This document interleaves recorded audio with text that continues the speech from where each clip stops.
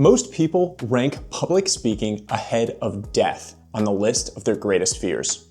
In this video, I'm going to talk to you about how to be an effective public speaker, how to make it less scary and intimidating. I'm going to share with you all of my strategies, the exact frameworks, the exact prep work, and approaches that I've used to turn myself from a nervous public speaker into an effective one. We're going to break this video down into 3 sections: prep work, pre-stage, and then on the stage. We'll begin with the prep work. How do you actually structure and create a great talk? The first thing to me is study the best. Go make a list of your favorite public speakers. They can be from any area of life: motivational gurus, politicians, athletes, whatever you like. Find the people that you really resonate with, your ideal version of yourself. Study them. YouTube is an incredible resource for finding and studying those speakers. Go watch the speeches on 0.5x speed or 0.75x speed. Watch what they're doing, observe, and take notes. You'd be amazed at how much you can learn through osmosis by just observing these people. The second piece here is to create clear structure.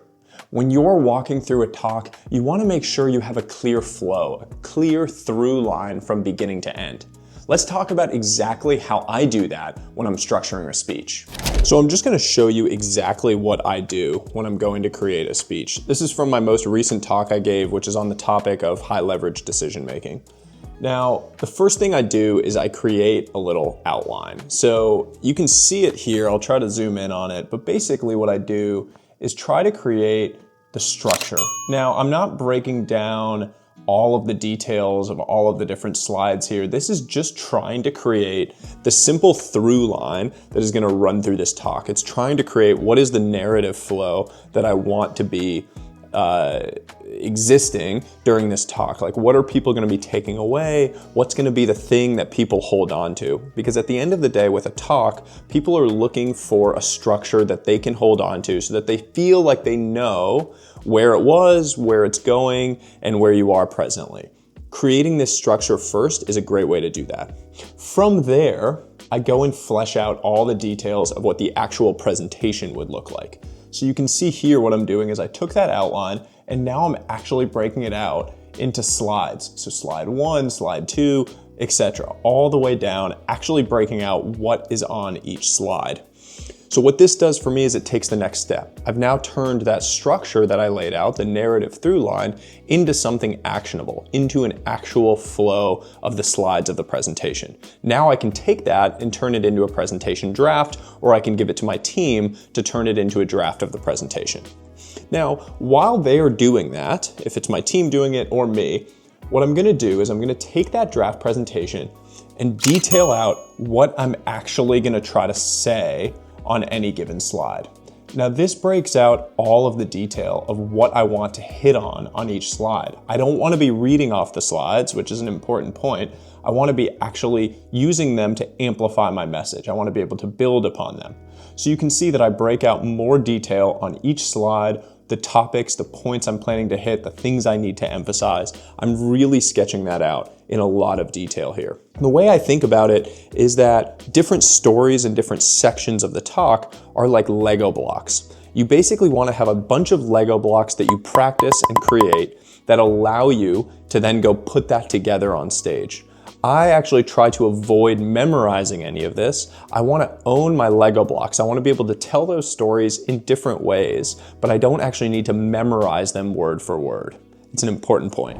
So the last piece with prep work is practice. How are you actually going to practice the speech? I actually, like I said, try to have Lego blocks versus memorization. Some people will tell you to memorize a speech. The reason I don't like memorizing is that I tend to think that if you start to stumble when you've memorized it, you're unable to regather your footing because you've only memorized it from beginning to end in a single through line. So if something is thrown, a wrench is thrown into it, you then struggle to re-find your footing.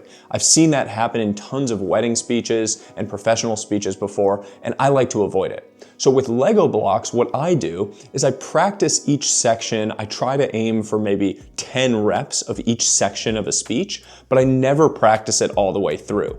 So with each individual Lego block of the speech, I feel really good about my ability to be dynamic on the fly. I feel really good about my ability to tell those stories in slightly different ways using slightly different words. And if something gets thrown, if a question pops up, if someone sneezes, if there's a phone that goes off, I'm not going to be too stiff in my ways that I can't adjust and that I can't pivot on the fly. When I'm preparing, I actually stand up and prepare.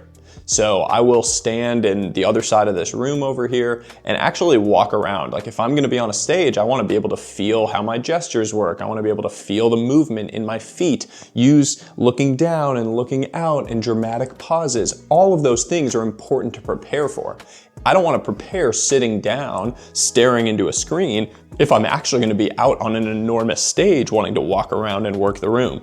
So you want to prepare in the same setting and same construct that your actual delivery is going to be occurring in. One more piece to my preparation puzzle is my handwritten notes, my notebook. So I find personally, and I'm not sure about any of you, that I remember things really well if I've written them down by hand. So I take this notebook as a last step of my prep and actually write down notes of what I would plan to say on given slides. And usually what I'm trying to take note of would be the things that I feel like I'm forgetting during my practice runs. So if I go and do those practice runs and I notice that like particular little stories aren't clicking or particular things aren't necessarily resonating, coming out in the way that I would want them to, I write them down in here, and that has a way of triggering it in my mind, of cementing it in there and keeping it. So as you think about prep work, think about those things that I said. Study the best, create the clear structure, and walk through that process that I just gave you for creating the narrative, for creating all the notes. And then when you prepare, think about Lego blocks. Think about actually preparing in the way that you're going to be delivering the speech in real time. Okay, so the second piece of my public speaking strategy is pre-stage. This is right before you go out to give the talk. There are 3 components here that I want to talk through. The first one is to address the spotlight. Now, the spotlight effect says that we overestimate the degree to which other people are noticing or observing our actions or behaviors. We worry about the spotlight being on us. It makes us feel really nervous. To address that, think about the so what principle. Before you go out on stage, realize that the worst case scenario isn't that bad. If you fumble your words, if you forget a little bit, if you have to pause, other people have all been there. We all completely understand what it's like to be nervous, to be out on stage. No one is gonna remember it beyond the next 20 minutes, and you're gonna move on with your life. So don't worry so much. The fear of that occurring is actually bigger than the reality of that occurring. Eliminate that at the outset, and you'll do much better. The second piece to this is something called character invention. Beyoncé created the character of Sasha Fierce, who would show up on stage in the way that she wanted to.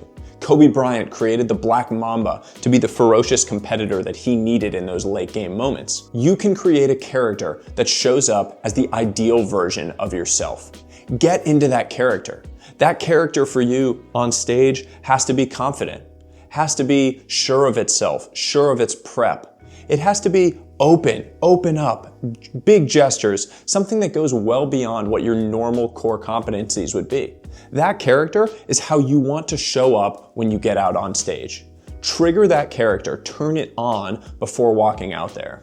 And then the final piece of this pre-stage prep puzzle is eliminate your stress. Right before walking on stage, engage what's known as a physiological sigh. Now, this is an actual physical thing that you can do to eliminate, reduce stress levels in real time. It's a double inhale followed by a long exhale.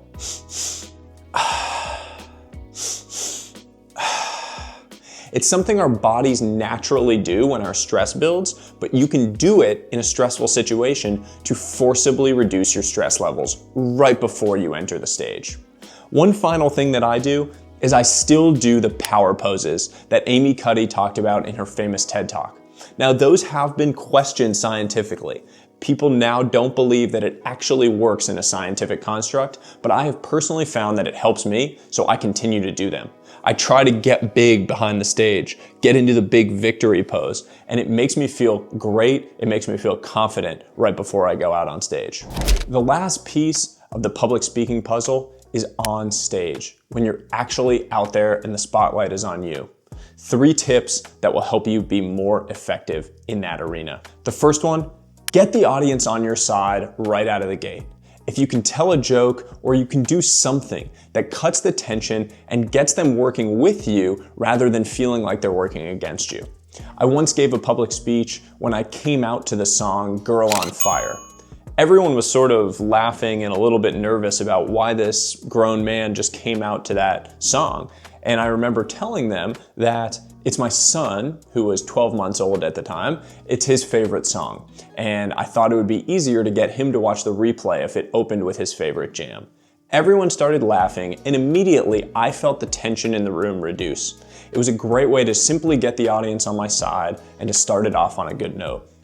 Now the next 2 tips go hand in hand. One of them is to play the lava game. When you were a kid, you had that game where you didn't want to step on certain areas of the floor because it was lava. Same idea applies to giving a talk. Assume that your pockets and sides of your body are lava. Your hands should never be touching them. You always want to be out. You want to be creating space, making yourself bigger than you actually appear. When you do that, your words carry more weight. When you expand, when you gesture widely and broadly. And doing that early in a talk actually creates more confidence in you. It's a self-fulfilling prophecy. So play the lava game, keep your hands out far away from you as you go. The final piece is to move purposefully. Don't simply shuffle your feet and move from side to side. This isn't like a 5th grade dance class where you're nervously dancing with someone for the first time.